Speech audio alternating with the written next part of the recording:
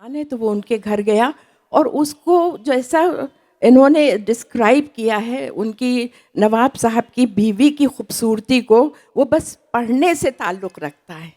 बहुत ही खूबसूरती से उन्होंने बताया कि ये क्या चीज़ थी और नवाब साहब कहाँ चले गए।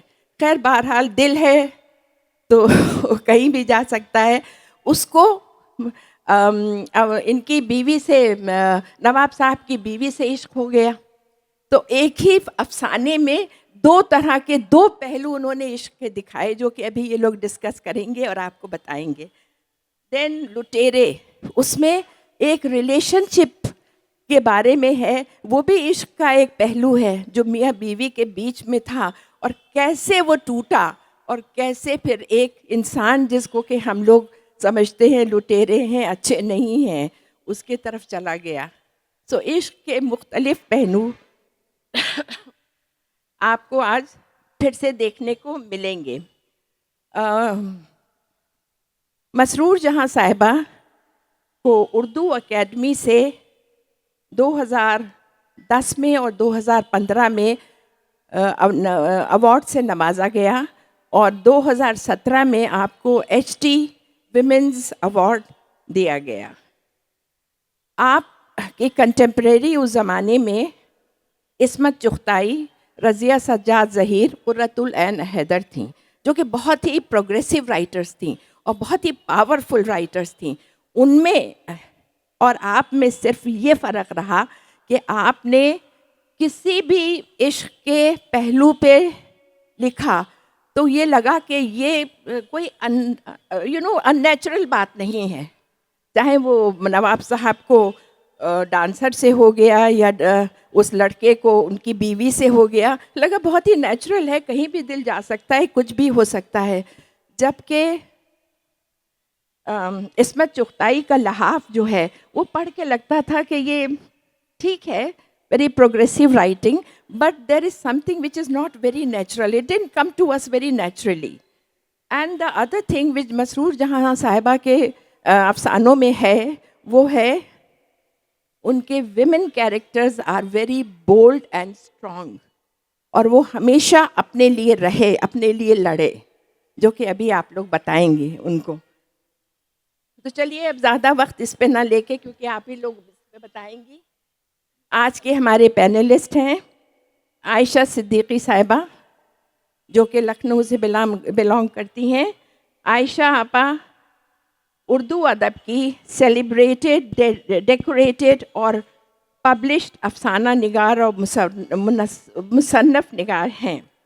आपने तकरीबन हर अफसाने में सोसाइटी के मुख्तलिफ़ पहलुओं की अक्कासी करी है और हर आर्टिकल एक मास्टरपीस है। एंड आप सबसे बड़ी चीज़ जो है, आपकी ज़बान बहुत ही आम फहम है, जिसको हम लोग सब लखनवी होते हुए भी आम फहम रही है। तो उसके लिए मैं चाहूँगी कि आप एक तालियों से आयशा आपा का स्वागत करें। Then we have Saira Mushtaba, जो कि हमारी खुशनसीबी है कि आप आज यहाँ मौजूद हैं। आप उनकी मसरूर जहाँ साहिबा की ग्रैंड डॉटर हैं और आप एक ब्रॉडकास्टर, स्टोरी टेलर, ट्रांसलेटर हैं, और आपने बहुत सारे न सिर्फ अपनी ग्रैंड मदर के अफसाने ट्रांसलेट किए हैं, बल्कि और उर्दू अफसाना निगारों के अफसाने भी अंग्रेज़ी में ट्रांसलेट किए हैं। आपको अवधी खाने का बहुत शौक़ है, और न सिर्फ खाने का बल्कि दूसरों तक पहुँचाने का भी। तो आपने एक क्लाउड उसके नाम से कुकिंग वो खोला हुआ है। तो अगर आप लोगों को इनके यहाँ के जो खनसामाओं के ख़ास नुस्खे थे वो उसका खाना खाना है तो आप इनको अप्रोच कर सकती हैं। And then she is a social worker also, because she has written a lot of articles on LGBT, and she is trying to give them, bring them in the mainstream, and for that she is really working with the international organizations also. So I welcome both of you, and I'm sure you will like the discussion which they are going to have. Thank you. Thank you so much, Rehana Appa and Sanat Kadam, Madhvi, everyone. And thank you all of you कि जो इतनी ठिठुरती हुई ठंड में आप लोग आए हैं. ये सिर्फ और सिर्फ लखनऊ वालों का ही इश्क और जज्बा है जो दिख रहा है सामने. तो ज़्यादा वक्त नहीं हम लेंगे और मेरी ये खुशकिस्मती है कि आज हम आयशा आंटी के साथ इस स्टेज को शेयर कर रहे हैं. मेरी अम्मा मसरूर जहाँ साहिबा, उनको हम प्यार से अम्मा कहते थे. और अम्मा और आयशा आंटी का रिश्ता सिर्फ इंटेलेक्चुअली ही नहीं था, एक बहुत ही गहरा जज्बाती रिश्ता भी था. वो दोनों दोस्त भी थे और हर सिर्फ लिटरेरी ही पहलू नहीं डिस्कस करते थे, लेकिन एक दूसरे के जज्बात भी शेयर करते थे. और हम बचपन में सिर्फ इन लोग की गुफ्तगू घंटों सुना करते थे, जिसे कहते हैं श्रुति ज्ञान. So I imbibed every knowledge through their conversations. And इससे पहले हम लोग उन आशिकी के और मोहब्बत के मुख्तलिफ़ पहलू डिस्कस करें. और आयशा आंटी से मेरी दरख्वास्त है कि आप अम्मा के बारे में और अपनी जो यादें हैं थोड़ी हमसे साझा करें. ये नहीं, ये माइक से तो ऑन नहीं है. पहले तो मैं आप सबको आदाब करती हूँ, लखनऊ वालों को. मैं भी लखनऊ वाली हूँ और आप भी लखनऊ वाले हैं, हम सब दोस्त हैं. लेकिन खुशामदीद. ये मौसम देखते हुए मसरूर जहाँ साहिबा को याद करने के लिए, उनकी बातें सुनने के लिए, हम सब लोगों के साथ शेयर करने के लिए आप सब लोग यहाँ तशरीफ़ लाए. बहुत बहुत शुक्रिया इस बात का. मसरूर बाजी मेरी दोस्त थी, मेरे साथ की अफसाना निगार थी. उम्र में बड़े होने से क्या होता, दोस्ती में उम्र कभी हायल नहीं होती. दोस्ती किसी उम्र के दो लोगों में हो सकती है, दो एक से शौक़ रखने वालों में हो सकती है, दो एक से काम करने वालों में हो सकती है. और उनमें और मुझे बहुत सी चीज़ें कॉमन थी. तो मसरूर बाजी को मुझे नहीं याद है कि मैं कितने ज़माने से जानती थी. तो उनसे मेरा मिलना हुआ तो जाहिर है कि उनके बच्चे थे, सब कोई थे, और वो अक्सर मुझसे अपने दास्तान, अपनी ज़िंदगी के किस्से यहाँ वहाँ से उठा के सुनाया करती थी. तो उनका ताल्लुक़ एक बहुत पढ़े लिखे घराने से था, जहाँ इल्म और अदब की बातें हर वक्त होती थी. लेकिन वो ज़माना था जब बड़ी पाबंदियाँ होती थीं. लड़कियाँ घरों से बाहर नहीं निकलती थी. घर के बाहर आवाज़ लाना बुरी बात समझी जाती थी.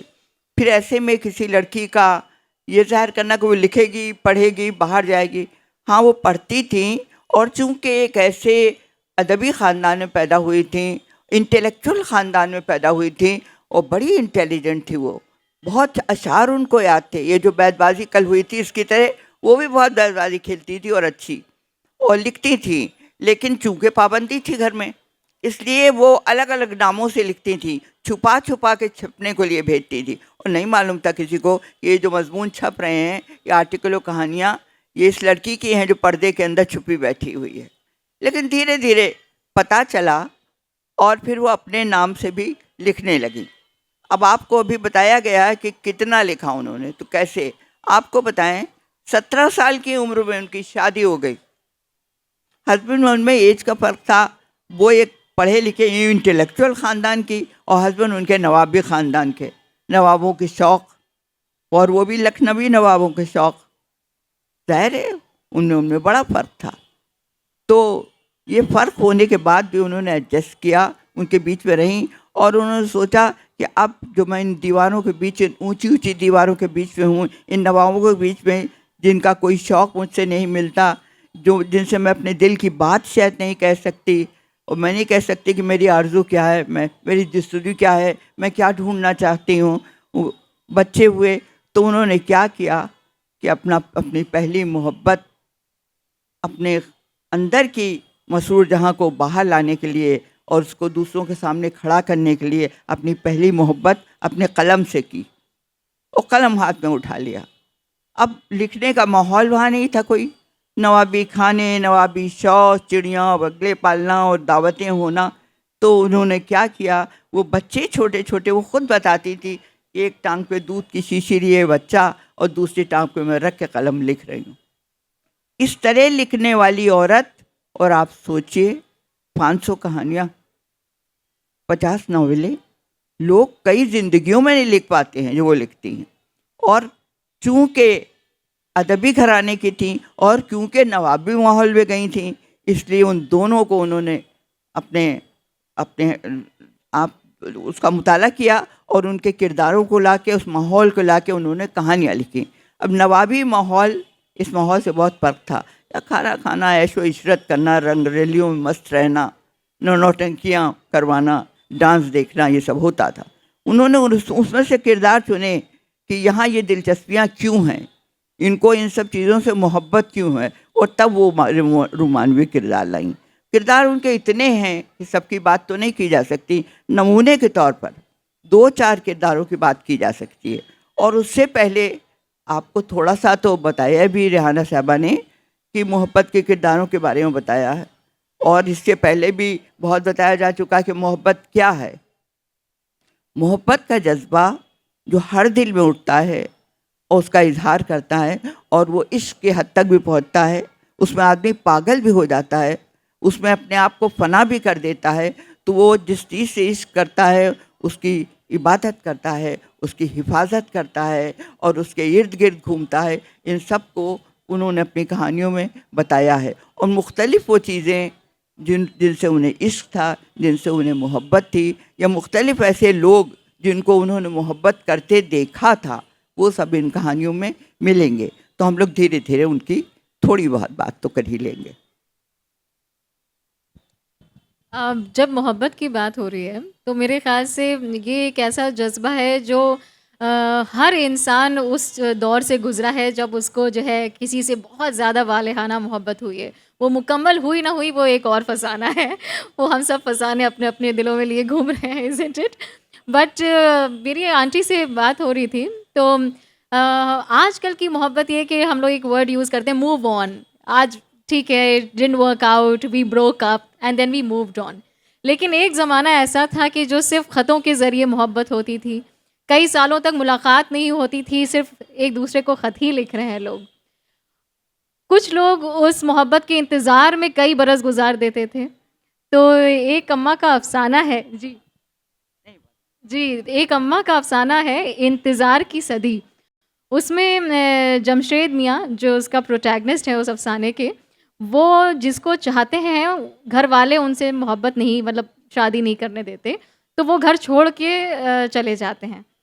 फिर कई बरस बाद वो लौटते हैं अपने घर, कई बरस बाद, मतलब 20-21 साल के थे जब छोड़ के गए, and when he came back तो he was a middle aged man.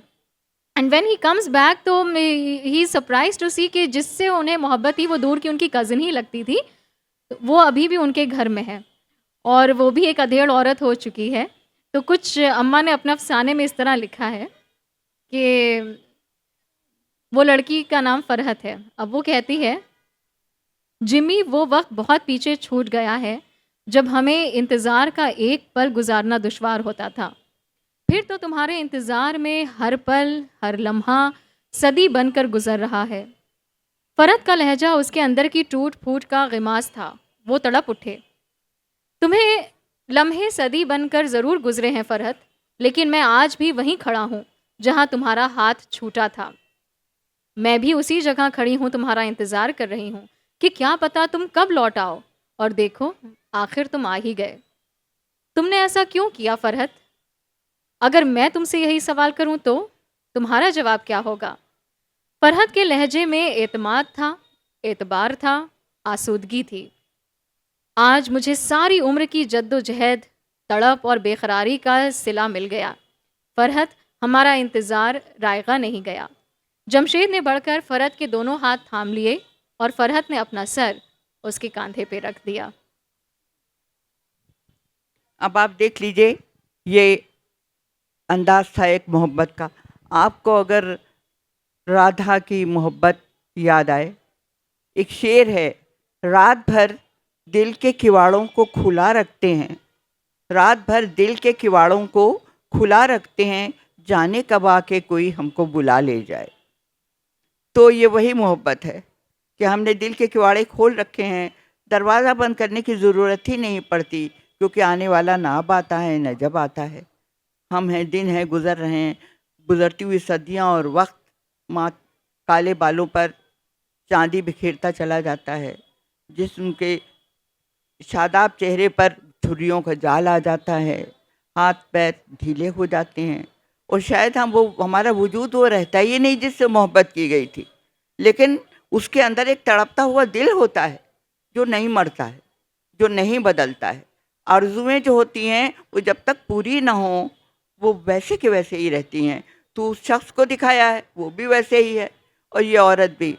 यहाँ मजबूरियाँ नहीं है कि वो मजबूर थी, हाय मैं क्या करती, नहीं, वो चाहती तो बहुत कुछ कर सकती थी और वो शख्स चाहता तो दुनिया घूम रहा था, बहुत कुछ कर सकता था, लेकिन जिसकी तलाश थी वो नहीं मिला था। और वो मिलता है तो ज़रूरी नहीं कि अब उससे हम शादी कर लें। उसको देखा, उसका हाथ थामा तो समझ लो सब कुछ मिल गया। एक ये मोहब्बत के इम्तिहान है। और अगर वो नहीं मिलते तो बकौल शहरियार के, जुस्तजू जिसकी थी उसको तो ना पाया हमने, इस बहाने से मगर देख ली दुनिया हमने। एक ये भी अंदाज है। तो ये तो थी इंतज़ार की सदी, जब लोग एक दूसरे के लिए इंतज़ार करते थे। और आजकल ऐसा देखना मेरी जनरेशन में बहुत मुश्किल होता है लेकिन फिर भी मोहब्बत से हम लोग का जो है कह सकते हैं यकीन नहीं उठना चाहिए कभी भी। एक रिहाना आपा ने ज़िक्र किया इंट्रोडक्शन में कि मोहब्बत ज़रूरी नहीं है कि इंसान से ही हो। इनफैक्ट रिसर्च ने भी ये प्रूव किया है कि लवर्स के अलावा अगर किसी से सबसे ज़्यादा ट्रॉमेटिक जुदाई होती है तो वो एक घर से होती है। अम्मा के एक अफ़साने नहीं कई अफ़सानों में, और जिसमें नुमाया है मियाँ की हवेली। मियाँ की हवेली अफ़साने में जो प्रोटैगनिस्ट हैं मिज्जन मियाँ, उनको अपनी ये आबाई जो उनकी हवेली है उससे बहुत मोहब्बत है।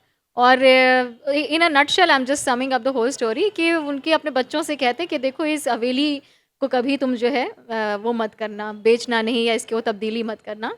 और वक्त बदलता है, बच्चे चाहते हैं कि वहाँ पे एक कॉम्प्लेक्स बन जाए। जैसे आज भी हम जब भी लखनऊ वापस आते हैं और देखते हैं कि कोई पुराना अच्छा सा खूबसूरत घर जो पहले था, नेक्स्ट विज़िट में वहाँ पे एक अपार्टमेंट खड़ा होता है। और इनफैक्ट हम लोग का खुद का जो आबाई घर था वो उसमें हम लोग को वो मजबूरन छोड़ना पड़ा and we moved into a flat. But मियाँ की हवेली की कुछ रीडिंग्स आपके सामने। मियाँ की हवेली कुछ ऊपर 100 बरस पुरानी थी। हवेली के मालिकान जमींदार थे और मियाँ कहलाते थे, इसलिए उसका नाम मियाँ की हवेली पड़ गया। जमींदारी तो खत्म हो गई लेकिन हवेली का रोब और दबदबा आज भी कायम था। ऊंची बुर्जियों वाला बुलंद और बाला शानदार फाटक देखकर उसकी अजमत का एहसास होता था। खूबसूरत मेहराबों वाले 7 दरों के दोहरे तेहरे दालान, कुशादा सहनचियाँ और रंगीन शीशे वाले दरवाज़ों के अख्ब में खुलने वाले बड़े बड़े हॉल, झिलमिली वाली खिड़कियाँ हवेली का कीमती असासा थीं। वसी व अरीज सहन, मोतिया, बेला, मोगरा और रात की रानी से महकता था। गर्मियों में छिड़काव करके एक सिरे से दूसरे सिरे तक निवाड़ी पलंग बिछाए जाते थे, जिन पर सफ़ेद बुर्राक चादरें कसी रहतीं और तकियों के पास बेले की कलियां महकती रहतीं। फूलों की क्यारियों के पास घड़ौंचियों और चौकियों पर कोरी कोरी सुराहियां और झरझरियां ठंडे पानी से छलकती रहतीं। एक तरफ सीढ़ियां चढ़कर शानदार इमामबाड़ा था। मर्दाना खाना कई कमरों पर मुश्तमिल था। मेहमान खाना उसके अलावा था। हवेली के पिछवाड़े अस्तबल और शागिर्द पेशा की इमारतें थीं। हवेली क्या थी, एक मुकम्मल सल्तनत थी, जहां हर वक्त ऐसी चहल पहल रहती थी कि तकरीब का गुमा होता था। तकसीम मुल्क के बाद हवेली की रौनकें ख़त्म हो गईं। कई ख़ानदान पाकिस्तान चले गए। कुछ लोग तलाश माश में इधर उधर निकल गए। अब ले दे के मिज्जन मियाँ, उनकी बेगम और बच्चे रह गए थे, या फिर गिनती के चंद मुलाजिम जो आवारा रूहों की मानंद हवेली में अंदर बाहर खामोशी से अपने काम में मसरूफ़ रहते थे। मिज्जन मियाँ को अपनी हवेली से मोहब्बत नहीं, इश्क था। दुनिया की हर चीज़ से ज़्यादा उन्हें ये हवेली अजीज़ थी। उन्होंने अपने बच्चों की तरबियत करते वक्त इस बात का ख़ास ख्याल रखा था कि वो इस हवेली की अज़मत और वक़ार को किसी हाल में नज़रअंदाज ना करें। ज़माने का रंग ढंग देखकर उन्हें हौल आता था। जब औलादें अपने बुज़ुर्गों की इज्जत से मुंह फेर सकती हैं तो मिट्टी और कंकर पत्थर की इमारत भला किस गिनती में थी। अब यहाँ मोहब्बत का दूसरा रुख है कि इंसान को इंसानी जिस्म नहीं, पत्थर और ईंटों से भी मोहब्बत होती है, उड़ती हुई खाक से भी मोहब्बत होती है। और सच पूछिए तो खाक बहुत अजीज़ होती है, वो मिट्टी बहुत अजीज़ होती है जिसमें कभी हमने अपने हाथ साने थे, जिसकी सोंधी सोंधी महक हमने महसूस की थी। अब ये अफसाना कि अपनी मोहब्बत की दास्तान सुना रहा है कि अपनी वो बिल्डिंग बहुत अजीज़ थी, जिसमें बिल्डिंग से मोहब्बत। ऐसा ही एक इसी मौजू पे एक अफसाना उनका और भी है, जिसका नाम है नक्ल मकानी। मुझे उन्होंने बताया था कि जब वो शादी होके आई थी तो उनके हस्बैंड शौहर उन्हें जिस घर में लेके आए वो बहुत बड़ा घर था, हवेली उसको भी कहिए बहुत बड़ी। तो उसमें बड़ी खुली जगह थी जिसमें हर तरह के पेड़ पौधे वो रखे थे और बहुत बड़े बड़े दालान और कमरे सब कुछ था। लेकिन नवाब साहब तो नवाब साहब, उनके दिल में आई और उसको बेचने लगे कि अब हम दूसरा घर बनाएंगे। तो नवाब साहब को ये शौक था कि वो घर बनाते थे। तो जब वो बेचने की बात होती तो दिल को उनके धक्का लगता है कि जब एक नई ज़िंदगी का आगाज़ उन्होंने किया था तो इस घर में कदम रखा था और वो घर उनसे छीना जा रहा है। तो कहते तुम परेशान ना हो, मैं इससे अच्छा घर यहीं बना के तुम्हें दूंगा। और उसके बाद उन्होंने एक घर बना के उनको दिया था, जिसका जिक्र उनके हम लोग जाया करते थे उस घर में। और फिर उम्र के एक मकाम पे आके ऐसी परेशानी हुई कि उनको वो घर जो बना के उनके शौहर ने तोहफे के तौर पे दिया था, उसमें इतने झगड़े पड़े, लोगों ने इतना उन्हें परेशान किया कि वो दिन भर फाइली मुकदमों के लिए इधर उधर भागा करती थी। फिर आखिर मजबूर होकर उन्होंने कहा कि इस घर को हम बेचे देते हैं। सबने कहा राय दी कि बेच दीजिए। उनका दिल रो रहा था, वो नहीं चाहती थी कि बेच दें, लेकिन मजबूर होकर बेचना पड़ा। फिर एक फ्लैट बड़ा सा लिया जिसमें कि वो रह रही थी, वहीं उनका इंतकाल हुआ।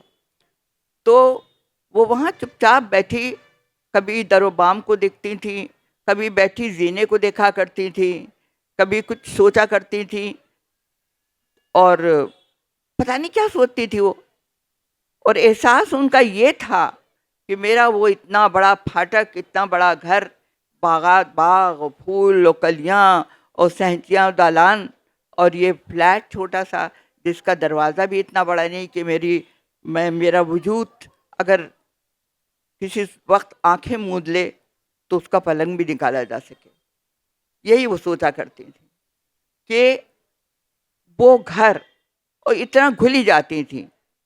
खैर ऐसा हुआ कि जब उनका इंतकाल हुआ कोई उस घर में उनको नहीं लाया गया। वाकई वो सोचती थी कि इतना चौड़ा दरवाज़ा नहीं है कि इसमें से मुझे निकाला जा सके, तो मेरा वो घर क्या हुआ, वो दरो दीवार क्या हुए, वो चीज़ें। तो उस मकान से मोहब्बत, क्यों मोहब्बत थी? वो एक उस दुल्हन का मकान था जो पहली बार ब्याह के उस घर में आई थी। वो एक शौहर की चहीती बीवी का मकान था जो उसे तोहफे में मिला था। वो उस घर के दरोबाम थे जो उसके शौक़ को पूरा करते थे। उसके खिलते हुए फूल थे जो उसे हंसाते थे। उसके बच्चे इस घर में पैदा हुए थे। पहली बार उनको चलते उसने देखा था, अपने बच्चों को हंसते देखा था उस घर में। उस घर में बहुत बड़ी बड़ी पार्टियाँ, तो कितनी यादें। एक शेर है, आए क्या क्या याद, नज़र जब पड़ती उन दालानों पर, उसका कागज़ चिपका देना घर के रोशन दानों पर। तो ये कितनी यादें होती हैं उस घर से। तो ये एक अफसाना दूसरी मोहब्बत को ज़ाहिर करता है। हमें मिट्टी से मोहब्बत होती है। हम जाते हैं परदेश में, बस जाते हैं और ज़िंदगी भर रहते हैं, आलीशान मकान में रहते हैं, सब कुछ हमें मैसर होता है, लेकिन वो उबड़ खाबड़ गली याद आती है जिसमें कच्चा आंगन था, जिसमें एक पेड़ था खामोश खड़ा हमारा इंतज़ार कर रहा था। ये हमारे दिल को छेद देता है जब हम याद करते हैं।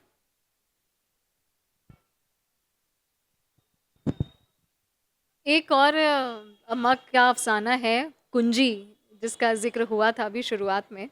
वो बहुत ही इंटरेस्टिंग अफ़साना है। पहले ज़माने में क्योंकि औरतों का खुद स्टेज पे आना जो है उसको बुरा समझा जाता था, तो हर कोई जानता है कि मेल्स जो थे आदमी औरतों के किरदार निभाते थे and they used to dress up like women. तो ये उस दौर का अफ़साना है, उस दौर के बारे में जब नवाब साहब नौटंकियाँ देखने जाते थे और देखते थे कि जो नौटंकी का मेन आर्टिस्ट है उसका नाम कुंजी है, और वो औरत की तरह जब आता है तो बड़े बड़े मर्द अपना दिल हार बैठते थे उसके ऊपर। तो ज़्यादा उस अफ़साने के बारे में नहीं बताएँगे, लेकिन हाँ, ये भी एक तरह का इश्क है कि नवाब साहब अपना दिल कुंजी के ऊपर खो बैठते हैं और उनकी बीवी अब अकेली हो गई कि भई अब कल तक तो हम ही सब कुछ थे, लेकिन आज कुंजी के पीछे घूम रहे हैं। तो कुछ एक्सर्प्ट्स हैं जो आपके सामने पढ़ेंगे और फिर आयशा आंटी तो तफ़सीर से बताएँगी आपको। बेगमात और साहबज़ादियाँ तक दाँतों तले उँगली दबा लेतीं। कमबख्त मर्द होकर भी कितना हसीन और जमील है, अदाएं तो देखो नामुराद की, एक बार तो फरिश्ते भी धोखा खा जाएं। वो सोचती और अपने अपने शोहरों और बेटों पे कड़ी नज़र रखती कि कहीं किसी की नज़र ना बहके। लेकिन जिनकी नज़रों को बहकना होता है वो इस पहरे चौकी से बेनियाज होकर बहकती ही हैं। और नवाब ज़ीशान ने भी किसी की परवाह ना की। उन्होंने कुंजी के कदमों में तहाइफ के ढेर लगा दिए, कीमती मलबूसात, जेवरात, ज़र नकद और उसके साथ अपना दिल भी उसके कदमों में रख दिया। तब जाकर कहीं वो राम हुआ। नौटंकी का सारा अमला बंगिया में ठहरा हुआ था। नवाब ज़ीशान ने कुंजी के रहने का इंतज़ाम अपनी कोठी के मर्दा खाने में अपनी आरामगाह से मिले हुए कमरे में कर दिया, जहां वो उसकी खातिरदारियों और नाजबरदारियों में ही लगे रहते। दिन में बस चंद घंटों के लिए वो उससे अलग रहते थे, जब उसका मसाज होता, मालिश की जाती और खुशबूदार पानी से गुस्ल कराया जाता। उनको तो अब कुंजी के सिवा कुछ भी याद ही नहीं रहता था, ना अपना हंसता बसता घर, ना 1 साल की ब्याही दुल्हन अंजुमन आरा, ना वो शामें जो अंजुमन आरा के साथ बाग में गुजरती थीं, ना वो रातें जब अंजुमन आरा की महकती हुई सुनहरी जुल्फें उनके शानों पे परेशान होती थीं, ना वो हंसी सुबहें जब अंजुमन आरा उनको एक अदाए दिलबरी के साथ बेदार करती थीं और वो बिस्तर छोड़ने के बजाय उन्हें ही पहलू में घसीट लेते थे। अंजुमन आरा हैरान थी कि नवाब ज़ीशान को आखिर हो क्या गया है। फिर एंड में अंजुमन आरा सोचती हैं कि नवाब ज़ीशान कुछ दिन के लिए जब गांव जाते हैं कि आज तो मैं कुंजी को कन्फ्रंट करूंगी कि भाई क्यों तुम मेरे शौहर पे इस तरह के इससे कब्जा किए हो। तो जब नवाब साहब बाहर होते हैं तो अंजुमन आरा बिना कुछ सोचे समझे बस सीधे धड़धड़ाती हुई उसके कमरे में दाखिल हो जाती हैं और कमरे में सिर्फ और सिर्फ नवाब ज़ीशान को किसी भी वक्त आने की वो थी इजाज़त। तो जाहिर है वो थोड़ा सा उसको नागवार गुजरता है कि ये कौन आ गया। लेकिन जब कुंजी सामने देखता है बेगम साहिबा को तो वो अपने होश और हवास खो बैठता है। तब he falls in love with the Begum और उसके अंदर का एक्चुअल मर्द जागता है। उसको लगता है कि ओके कि असली फेमिनिटी या निस्वानियत तो मेरे सामने है, तो मैं यहाँ क्या कर रहा हूँ। उनकी तरफ देखने का कुंजी को हौसला ही नहीं हो रहा था। अव्वल तो रोबे हुस्न ने ही उसकी ज़बान गुंग कर रखी थी और फिर उनकी तारीफ में जो वो तज़हीक का पहलू मुजम्मर था उसे वो खूब महसूस कर रहा था। कई घंटे सजने संवरने के बाद, झिलमिलाते लिबास और जगमगाते जेवरात पहनने के बावजूद वो इस हुस्न और निसाइयत के पैकर का मुकाबला नहीं कर सकता था। असली हुस्न तो अपनी सारी हश्र सामानियों के साथ उसके सामने मौजूद था। ये पलके उठाने और झुकाने की फितरी अदा, ये सुरमगी आंखों में फैला हुआ गुलाबी डोरों का काजल कि जिसमें एक बार फंसने के बाद कोई दिल वाला बाहर नहीं निकल सकता। जिंदगी में पहली बार कुंजी का दिल एक नए अंदाज से धड़का और उसकी रग रग में एक अजीब किस्म की सनसनाहट होने लगी। उसने पुरशौक नज़रों से अंजुमन आरा को देखा और वो उसकी सिमत देख रही थीं। दोनों की नज़रें मिली और झुक गईं। अब देखिए, ये एक दूसरा रुख है और मोहब्बत का एक नया पहलू, इश्क का एक नया अंदाज। वो ये पुराने ज़माने में तो बड़ा अक्सर देखने में आता था, लेकिन तब नहीं, आज भी हो सकता है और आज भी देखने में आता है। क्या आपने इस तरह की कहानियाँ सुनी या हकीकत ज़िंदगी में ऐसी नहीं देखी होगी कि कोई एक लड़का किसी दूसरे लड़के को पसंद करने लगे या कोई एक औरत को दूसरी औरत में वो खूबसूरत चेहरा नज़र आ जाए। तो इस किस्म के अफसाने लिखे गए हैं। मसरूर जहाँ ने ज़िंदगी के हर पहलू पर, हुस्न के हर पहलू पर और इश्क के पहलू पर बहुत रोशनी डाली। अब इश्क की जहाँ तक बात होती है तो इश्क तो एक दरिया है जिसमें आदमी डूब जाता है और उस इश्क में जो कुछ उसे मिला, जो कुछ मिले, उसमें कई तरह का इश्क हो सकता है जिसका बयान हो सकता है। चाहे शायद वो बच्चे का माँ से इश्क, बेटी का बाप के साथ मोहब्बत करना, या माँ का अपने बेटों को बेहद चाहना, ये भी हो सकता है। एक अफसाना इसमें है, कहाँ हो तुम। उनके सिर्फ एक बेटा था, उसके इंतकाल के बाद उन्होंने ये अफसाना कहाँ हो तुम लिखा है। और नज़र आता है कि दिल टुकड़े टुकड़े क्यों हो रहा है। ये इश्क का नया पहलू है, अलग पहलू, नया नहीं, बहुत पुराना है। क्योंकि जो मोहब्बत माँ अपने बेटे से करती है वो और किसी दूसरे मर्द से नहीं करती। उसके लिए वो बहुत कुछ निसार कर देती है।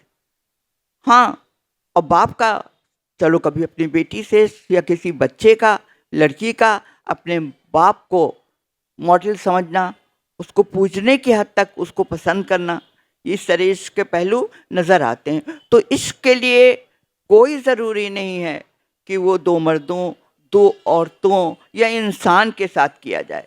इश्क किसी के साथ हो सकता है। इश्क मिट्टी से ज़मीन, अपने मुल्क की मिट्टी से हो सकता है, अपने बिल्डिंग से हो सकता है, अपने आर्ट से हो सकता है। एक आर्टिस्ट अपनी उंगलियां लहूलुहान कर लेता है अपना शाहकार बनाने में, क्योंकि उसे उस शाहकार से इश्क होता है, उस शाहकार उसे बहुत ज़्यादा अच्छा लगता है।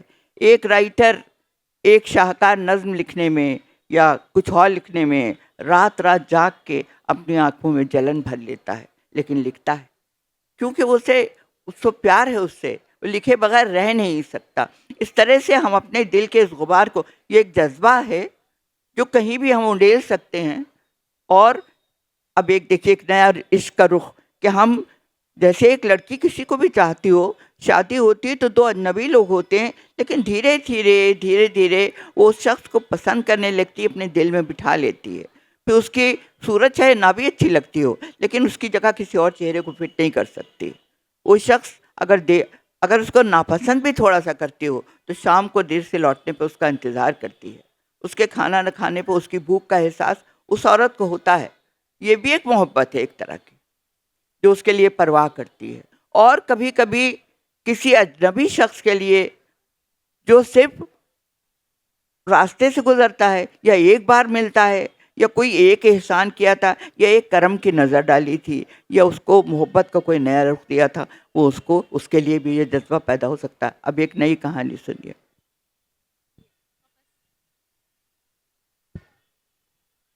ये कहानी है मसरूर जहाँ की लुटेरा। कफस से पढ़ें, लुटेरा नहीं, नहीं सॉरी, कफस एक कहानी है जिसमें ये किस्सा बयान किया गया है कि नवाब साहब हैं, जब उनकी शादी होती तो उनकी बेगम बहुत सा जहेज़ लाती हैं, और जहेज़ में 5 कनीज़ें भी लाती हैं। कनीज़ें जो खिदमत करने के लिए होती हैं, तो उनमें एक कनीज़ ऐसी थी जो बड़ी ज़रा तरहदार खूबसूरत थी और बड़ी शान की थी, और ऐसा लगता था किसी अला ख़ानदान की है, तो उससे लोग तमीज़ से बात करते थे, उसकी इज़्ज़त बहुत करते थे। अब महल में तो जितने लोग होते हैं, मर्द होते हैं अच्छी नज़रों वाले सही, लेकिन कभी कभी नज़रें पलट भी जाती हैं, अभी कभी नज़रों में एकदम से कोई नया ख्याल, कोई नया जज्बा भी आ जाता है। तो एक नवाब साहब जो थे वो बहुत सही कैरेक्टर वाले आदमी थे, कभी किसी पर गलत नज़र नहीं डालते थे, और उन्हें अपनी बेगम भी बहुत पसंद थी। तो एक वाक़या है कि घर में कुछ फंक्शन था, कुछ था, तो बेगम साहिबा बैठी हुई हैं, वो उसी कनीज़ से कहती हैं कि मेरा फलां सामान अलमारी में रखा है और मेरी कुंजियाँ सब मेरे कमरे में हैं, जाके तुम उठा लाओ। तो वो उठाने के लिए जाती है, और जब जाती है वहाँ तो नवाब साहब बैठे थे, और वो जब देखते हैं उसको, तो पहले कभी देखा ही नहीं था कि ये लड़की इतनी हसीन, इतनी दुल्हबा, उन्हें बहुत अच्छी लगती है। और वो झुक के जब कुंजियाँ उठाती है तो उसका हाथ पकड़ लेते हैं, और वो कुछ अपने जज्बों का इजहार करते हैं। तो वो कहती है, नवाब साहब मैं आपके काबिल नहीं हूँ, आप मुझे इस तरह मत पकड़िए। तो और नाम लेती है एक शख्स का कि साहब मुझे तो वो, इनका नाम अपने दिल के एक, ये कहती कि अंगूठी में जड़ चुका है नगीने की तरह, मैं उसकी हूँ। और वो शख्स जो था वो नवाब साहब का दूध शरीका भाई।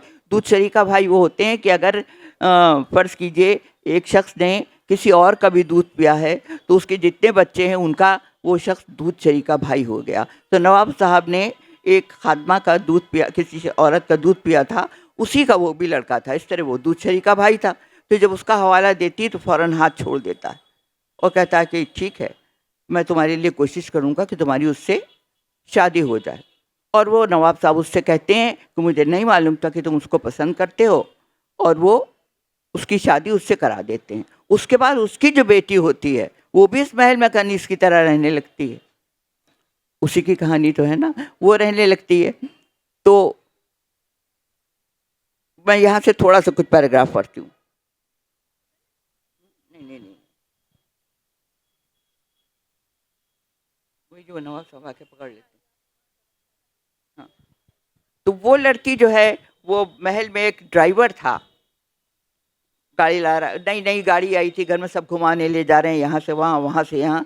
तो वो लड़की कुछ उनमें दिलचस्पी लेने लगती है, कुछ दोस्ती बढ़ती है।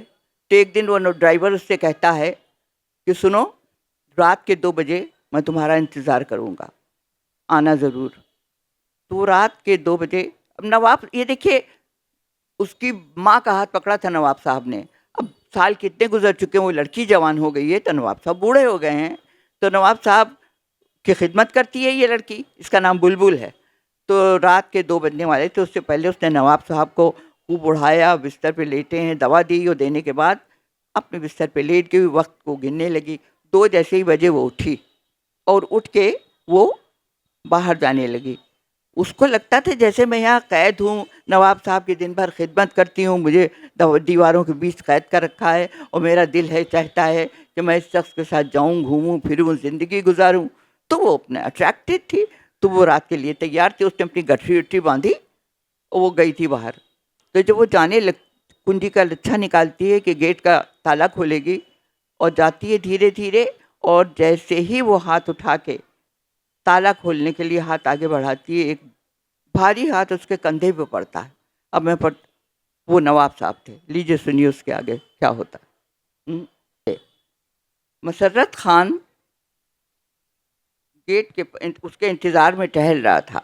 बड़े हुजूर को बुलबुल के साथ हमराह देखकर कुछ उसके हवासों पर बिजली गिर गई, और बड़े हुजूर के बड़े हुजूर, ये पढ़ो तुम, इंतज़ार में टहल रहा था। हुजूर को बुलबुल के हमराह देखकर उसके हवासों पे कुछ इस तरह बिजली गिर पड़ी।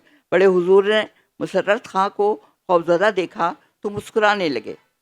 मुसर्रत खां, तू तो पठान का बच्चा है। उस दिनों की तरह रात के अंधेरे में आने के बजाय दिन के उजाले में बुलबुल को बयाने के लिए आ, तो मुझे भी इत्मीनान होगा कि बुलबुल महफूज हाथों में है। मुसर्रत खान ने उसके पैर छूकर वादा किया कि ऐसा ही होगा। बुलबुल का अक़्द मुसर्रत खान से बड़ी धूमधाम से हुआ। शादी की पहली रात बुलबुल ने उससे कहा, मुसर्रत खान, एक बात का वादा करो कि इस महल को छोड़कर कभी नहीं जाएगा। कल तक तो तुम यहाँ से निकल कर आज़ाद रहने के लिए तड़प रही थी, बाहर की फिजाओं में सांस लेने की तमन्ना थी, और अब वो मेरी भूल थी मुसर्रत खां। लाख कुछ हो, पंछी को उसका कफस से भी प्यार होता है, जहाँ उसने ज़िंदगी के इतने साल गुजारे हों।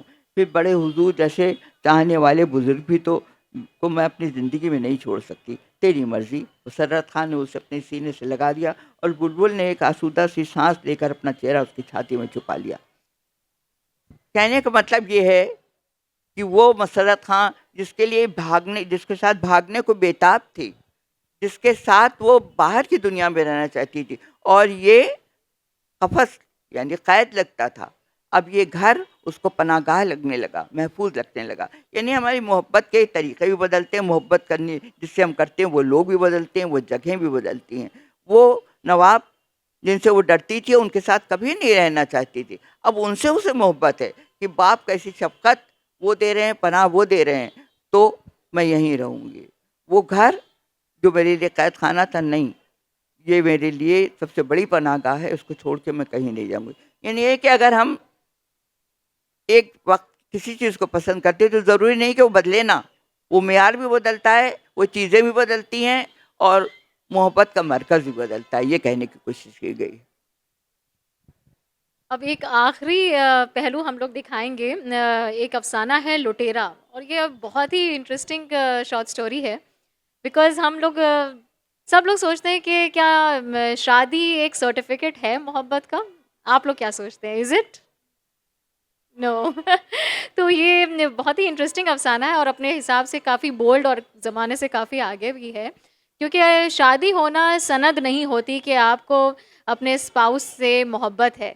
तो कुछ कितने लोग पूरी ज़िंदगी गुज़ार देते हैं एक ऐसे पार्टनर के साथ रहते हुए जिसके लिए ठीक है वो साथ रह रहे हैं, एक मेबी कंपैटिबिलिटी है but there is no love. एक फ़र्ज़ का एहसास हो रहा है आपको कि I am responsible towards my partner, but still with in the deep chasms of your heart you will find कि मेरे शायद दिल में उसके लिए मोहब्बत जिसे कहते हैं वो नहीं है। तो एक ये बहुत ही खूबसूरत अफ़साना है लुटेरा। और in a nutshell I am telling you कि लुटेरा कहानी है, एक लड़की मायके जाती है क्योंकि लखनऊ में बसी है और मायका उसका बाराबंकी का है। तो उसका हस्बैंड टूर पे जा रहा होता है तो वो कहती है कि जब तक तुम बाहर रहोगे मैं सोच रही हूँ अम्मी की तबीयत ख़राब है और मैं बस पकड़ के उनको देखाऊँ और हो सकता है तुम्हारे लौटने से पहले रात तक के मैं आ जाऊँगी। लेकिन जब वो वापस आने लगती है तो कुछ बसेस की हड़ताल होती है, क्या होता है तो वो शेड्यूल से अपने अलग हो जाती है, तो कोई भी बस जो उसको मिलती है वो उस पे चढ़ जाती है।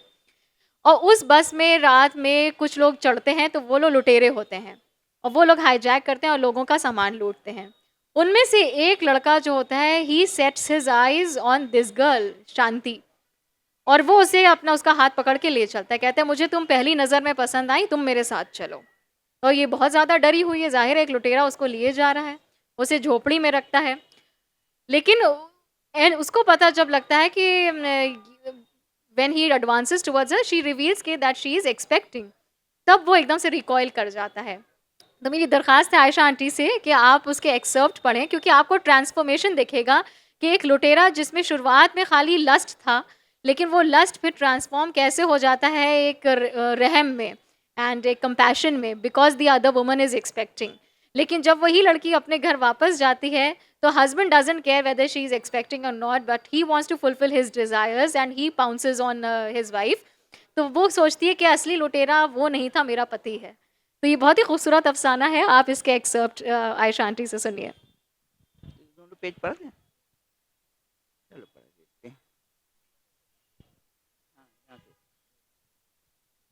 जब वो उसको ले जाता है अंदर और वो बेचारी तड़पती कि अब तो मेरी इज्जत गई और मैं घर कैसे जाऊंगी तो क्या होगा, तो वो उससे कह रही है तो मुझे जाने दो, मैं तुमसे विनती करती हूँ, मैं कोई ऐसी वैसी औरत नहीं हूँ, मैं ब्याहता हूँ। और लेकिन उसका किसी फरियाद से उसका उस पर कोई असर नहीं हुआ और उसने शांति को बाजू थाम कर अपनी तरफ घसीटा और अपनी छाती से लगा लिया और उसके चेहरे पर झुक गया। शांति ने अपना मुंह हटाना चाहा, लेकिन अंदरूनी जज्बात से सुलगते हुए उसके जोशीले मर्द के झुके हुए चेहरे पर झुके हुए चेहरे के नीचे जुम्बिश भी ना कर सकी और उसके मोटे मोटे गर्म गर्म होठों ने उसके कोमल ठंडे और कांपते हुए होठों को चूम ही लिया। उसका एक हाथ शांति के चेहरे को छूता गुजरता हुआ नीचे सीने को फिसलता हुआ और उसकी नंगी कमर को सहलाता हुआ उसके मक्खन जैसे गोरे गोरे पेट पर रुक गया और उसके पेट के हल्के से उभार को सहलाने लगा। वो तड़प उठी, उसे याद आ गया कि उसकी कोख में प्रकाश उसके पति का बच्चा पल रहा है और ये गैर मर्द एक डाकू, इंसानियत का दुश्मन उसकी अस्मत लूटने के लिए दरपा है। एक डाकू के हाथों अपनी इज्जत लुट जाने के बाद वो कैसे जिएगी और कैसे अपने पति और अपने बच्चे को का मुंह दिखाएगी। ये बच्चा उसे अपनी माँ समझेगा, लेकिन वो माँ का ऊंचा रुतबा पाने के लायक ही कब होगी। वो तड़पी और अपनी पूरी कुव्वत से जोर लगाकर उससे अलग हो गई और फिर उसने रोते हुए अपना सर उसके कदमों पर रख दिया। मुझ पर दया करो, मैं माँ बनने वाली हूँ, मैं झूठ नहीं बोलती, तुम खुद ही देख लो। उसने सीधे होकर अपनी साड़ी का पल्लू पेट पर से जरा सा हटाया और मर्द ने झेप कर नज़र हटा ली और उसे तसल्ली देने के अंदाज में उसकी पुश्त सहलाने लगा। तुमने ये बात पहले मुझे क्यों नहीं बताई? शांति ने हैरत से उसकी सूरत देखी और उसकी आंखों में उसकी आंखों में तरन्नुम और प्यार की मिली जुली कैफियत देखकर सर झुका लिया और धीरे से बोली, मुझे मुझे याद ही कब रहा था। डर के मारे तो मेरी जान ही निकली जा रही थी, तो अब तुम्हारा हाथ लगा और अब मुझे याद है कि मैं और वो शर्मा कर चुप हो गई। और वाकई, और वो हंस पड़ा। अच्छा, उठो, मैं तुम्हें तुम्हारे घर पहुंचा दूं, वरना इस बच्चे का बाप घर पहुंच गया तो तुम पर न जाने क्या तुम पर न जाने क्या शक करेगा, और हो सकता है कि वो सारी ज़िंदगी इस बच्चे को भी शक की नज़रों से देखे। उसने शांति को अपने साथ आने का इशारा किया। शांति ने कपड़े बराबर किए और शाल अच्छी तरह से लपेटी और उसके साथ बाहर आ गई। दरवाजे की कुंडी चढ़ाकर वो उसका हाथ थामकर एक तरफ को चलने लगा। शांति के होश और हवास पर अब तक खौफ और हिरास तारी था। उसे अब तक भी ये यकीन नहीं आ रहा था कि वो एक वहशी डाकू के चुंगल से बच गई है। वो आदमी जो चंद लम्हे पहले तक एक लुटेरे के रूप में इसकी इज्जत को के दरपे था, रहम दिल बन गया था। दो दो चार गलियारे पार करने के बाद उसने शांति को एक पेड़ के आड़ में खड़ा किया और सामने आने वाले घर के दरवाजे पर जाकर आवाज़ दी, काका, काका, रामदीन, काका। उसके कई बार आवाज़ देने के बाद दरवाज़ा खुला और किसी ने एक हाथ में लालटेन लेकर बाहर झाँका और कहा, को है तू, कौन है? हम है काका, कुशी। काहे रे, इतनी रात को कोई आफत आ गई? काका, बड़ा ज़रूरी काम है जो ज़रा गाड़ी लेकर है, सवेरे पहर खड़ी कर देंगे। अच्छा, आकर ले ले, ये ठीक ठाक है। काका अंदर मुड़ गए और उनके पीछे गया और मोटरसाइकिल एहतियात से बाहर लेकर आ गया। काका ने दरवाज़ा बंद कर लिया और गाड़ी पेड़ के करीब लाकर उसने कहा, बैठ जाओ। शांति, पिछली सीट पर संभल कर बैठ जाओ। उसने गाड़ी स्टार्ट की और उस अगली सीट पर बैठ गया। मुझे अच्छी तरह पकड़ कर बैठ जाओ और खुद, वरना ऊपर खाबड़ रास्तों पर कहीं पटक गई तो पता भी नहीं चलेगा। अपनी बात पूरी करने के बाद वो ज़ोर ज़ोर से हंसने लगा। शांति के लबों पर भी मुस्कुराहट आ गई। उसने उसे खूब अच्छी तरह पकड़ लिया। हम लखनऊ चल रहे हैं रूप, पर मुझे तुम्हारे घर का पता तो नहीं मालूम ही नहीं है रूप। मेरा नाम रूप नहीं, शांति है। मुझे कैसरबाग के स्टेशन पर उतार देना, वहाँ से मेरा घर पास ही है, मैं चली जाऊँगी। अच्छा, घर पहुँचाने के लिए अच्छा इनाम देना चाहती हो? अभी वहाँ वो बस वहाँ पहुँची होगी और डाकुओं की लूटमार की कहानी वहाँ हर ज़बान पर होगी। एक आध ने मुझे पहचान लिया तो सीधा कोतवाली पहुँचा दिए गए। मैं एहसान फरामोश नहीं हूँ। तुम रेजिडेंसी से पावर हाउस वाली सड़क पर होते हुए बलरामपुर अस्पताल तक चलो, वहीं पर मेरा मकान है। इधर इस वक्त वहाँ सन्नाटा होगा, शांति ने बताया। मोटरसाइकिल शहर से के हुदूद में दाखिल होकर शांति के बताए हुए रास्ते पर दौड़ने लगी और फिर बलरामपुर अस्पताल के चौराहे से बाएं हाथ मुड़कर उसने मोटरसाइकिल एक अंधेरे मकाम पर रोक दी। शांति उतर गई। उसने कलाई में बंधी जिस बात पर नज़र डाली और उसे तसल्ली देने के अंदाज में बोला, अभी 9:45 बजे हैं, कह देना आखिरी बस मिली थी इसलिए ज़रा देर हो गई।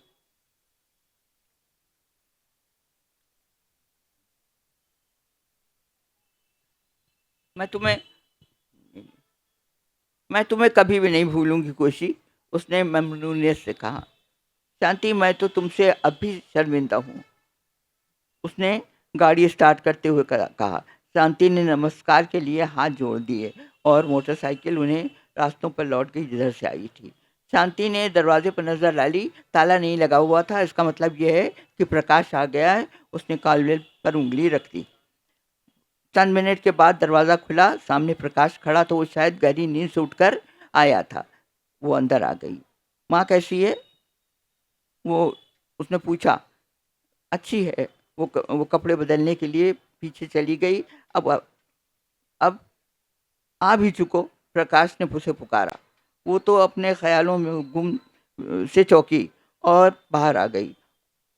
बिस्तर पर लेटी तो उस पर थकन का गलबा होने लगा। प्रकाश ने बत्ती बुझा दी और फिर वो डाकुओं की तरह उस पर टूट पड़ा, जैसे एक वहशी दरिंदा अपने शिकार को लूटता है। शांति का जी चाहा कि वो दौड़ती हुई जाए और कोशी के सीने से लगकर उसके मोटे मोटे होठों को अकीदत और एहतराम से चूम ले, जिसने डाकू होने के बावजूद उसके माँ होने का भरम रख लिया था। लेकिन ये प्रकाश इसको कभी किसी हालत में माफ़ नहीं करता। इसको क्या कहेंगे? पति होने का मतलब ये भी तो नहीं है कि वो इसकी कोख में पलने वाले अपने बच्चे का भी ख्याल न करे, जिसे उसके नाम के साथ इस दुनिया में आना है। और आज इस नाम और हक को बनाने के लिए इस डाकू का दिल भी पसीज गया। वो चाहता तो उसको लूट सकता था, लूट रहा वो नहीं है, प्रकाश है उसका पति जो इसका रेप कर रहा है।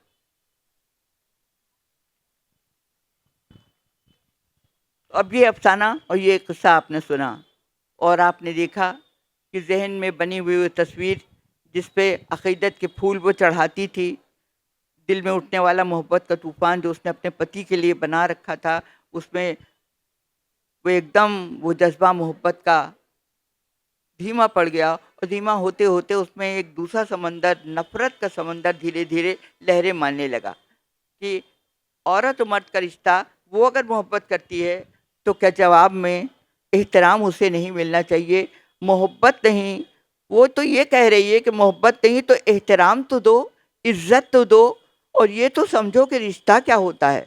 यहाँ मोहब्बत के साथ रिश्तों की बात की गई है कि मोहब्बत जज्बे का नाम नहीं है, रिश्ते के एहतराम का नाम भी है, किसी दूसरे की इज्जत का नाम भी है, उसके जज्बों को समझने का नाम भी है जो उस शख्स ने नहीं समझा।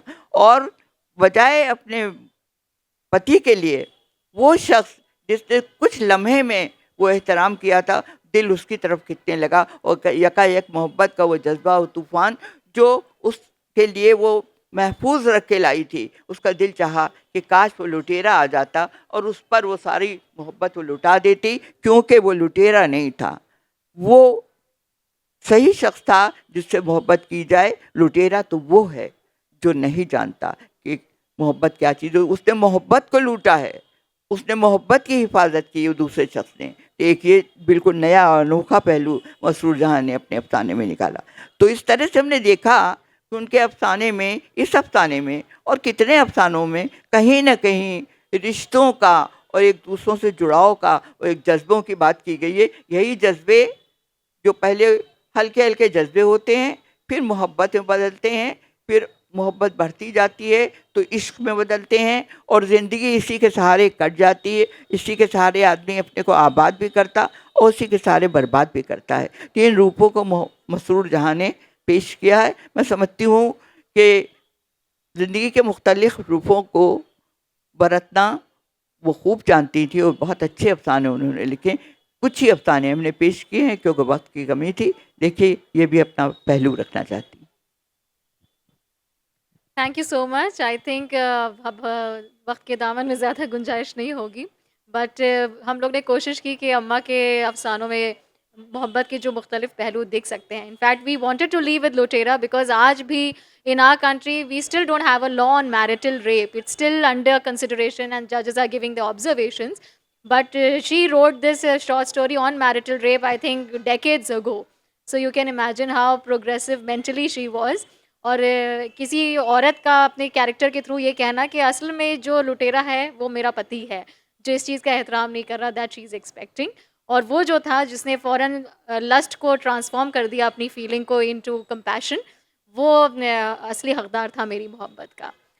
So anyway, on that note, बहुत बहुत शुक्रिया आयशा आंटी का, आप सबका, माधवी का, रेहाना आपा का, फॉर इनवाइटिंग अस। और दिल तो करता है कि जब लखनऊ आए तो ऐसे ही आप सबसे बातें हों और अदब की बातें हों, तहज़ीब की, मोहब्बत की, लेकिन वक्त की भी पाबंदी हम लोग को करना है। मेरी तरफ से भी आप सबका शुक्रिया। ये रूखी फीकी बातें आपने सुनी।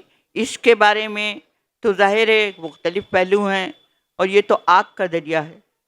इसमें जो जितना डूबेगा उतनी ज़्यादा गहराई आई में वो पहुँचेगा और उतना ही ज़्यादा ये जज्बा निखरेगा, चमकेगा।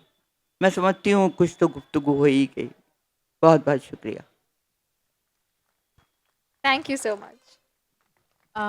बहुत ही बढ़िया तरीके से, बहुत ही खूबसूरत अंदाज से आपने जिस तरह से अफसाने हमारे बीच पेश किए हैं, और आखिरी में जो आपने बताया कि शादीशुदा ज़िंदगी में जिस तरह से रेप हो रहे हैं और इतने बड़े मंच में कहना जिसको कोई जल्दी एक्सेप्ट नहीं करता है, तो बहुत ही मज़ेदार बात कही और बहुत ही जहन में जाने वाली बात। जब आप बात कर रही थी तो बहुत सारे ऐसे किस्से हमारे जहन में आ रहे थे जिनके साथ हम मतलब रूबरू होते हैं। तो बहुत बहुत शुक्रिया आशा जी, आपका बहुत बहुत शुक्रिया। सारा जी, आपका बहुत शुक्रिया इतना कीमती समय निकाल के और इतने बड़े मंच पर इतनी सारी बातें और बहुत ही प्रोग्रेसिव बातें शेयर की है, तो बहुत बहुत शुक्रिया। और आप लोगों का भी बहुत बहुत शुक्रिया। और अगला प्रोग्राम 20 मिनट में शुरू होगा। प्रोग्राम है हिमांशु जी का, और 15-20 मिनट में फिर से आप लोग हाजिर होइएगा। बस जल्दी ही हम फिर मिलेंगे। Thank you.